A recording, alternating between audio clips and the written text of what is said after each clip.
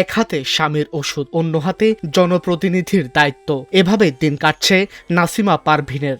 যে নারী একসময় নিজের সামর্থ্য অনুযায়ী অসহায় মানুষের পাশে দাঁড়িয়েছেন, আজ স্বামীকে বাঁচাতে তাকেই মানুষের দ্বারে দ্বারে সহায়তা চাইতে হচ্ছে। স্বামীর চিকিৎসায় খরচ হয়ে গেছে 50 লাখ টাকার বেশি, বিক্রি করতে হয়েছে নিজে থাকার বাড়ি, মাথায় উঠেছে 14 লাখ টাকার ঋণ, তবুও থামেননি নাসিমা। সিরাজগঞ্জের কামারখন্দ উপজেলার জাওইল ইউনিয়নের 1, 2 ও 3 নম্বর ওয়ার্ডে সংরক্ষিত নারী ইউপি সদস্য নাসিমা পারভীন খামার বরধুল পূর্বপাড়া গ্রামের বাসিন্দা। তিনি, তার স্বামী আব্দুল মালেক দীর্ঘদিন ধরে নানা জটিল রোগে ভুগছেন। তার 2টি কিডনি ও 2টি চোখই নষ্ট হয়ে গেছে।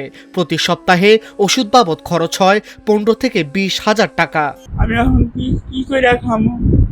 একবেলা খাই, একবেলা খাই না, পামো বনে। আমার তো আর কিছু নাই,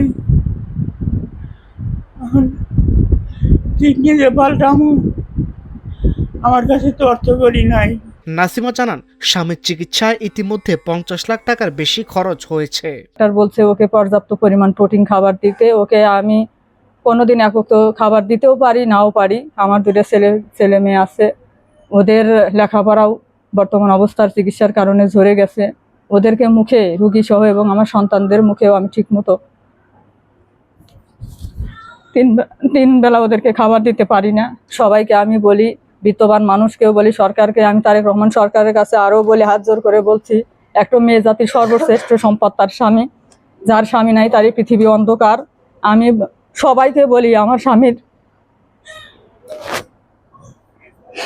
সুস্থতার জন্য আমি আপনাদের কাছে হাত বাড়াইছি। আপনারা আমার স্বামীর পাশে থাকেন। এমনও সমাজসেবী আছে যে উনাকে যদি একটু সাহায্য করতো তাহলে উনার পরিবারটাও বেঁচে যেত, প্লাস তার স্বামীর চিকিৎসাও হতো। সব শেষ করার পরে এখন আর তার কোনো সামর্থ্য হইতেছে না। মেম্বার হওয়ার পরে সে সবার সাথে সহযোগিতা হাত বাড়া, অপরকে 10 টাকা দেওয়ার সুযোগ করছে। ওনাকে যদি সহযোগিতা করে, আমরা সরকারের কাছে আশাবাদী, উনি জানি এই সহযোগিতাটা করে। আর্থিক কষ্টে মানুষের কাছে যেতে হচ্ছে সাহায্যের চাওয়ার জন্য, তার স্বামীর চিকিৎসার জন্য। একসময় অসহায় মানুষের পাশে দাঁড়িয়ে যে নারী স্বস্তি খুঁজতেন, আজ তার নিজের সংসারে অসহায়তার কাছে হার মানতে বসেছে। স্বামীকে বাঁচানোর আগতে নিয়ে ইউনিয়ন পরিষদ আর ঘরের মাঝখানে ছুটে চলছেন নাসিমা। তার একটাই চাওয়া, স্বামীকে চিকিৎসা করিয়ে সুস্থ করে তোলা এবং সন্তানদের ভবিষ্যৎটুকু নিশ্চিত করা। আব্দুল্লাহ আল মারুফের পাঠানো তথ্যচিত্রে ডেস্ক রিপোর্ট, আজকের পত্রিকা।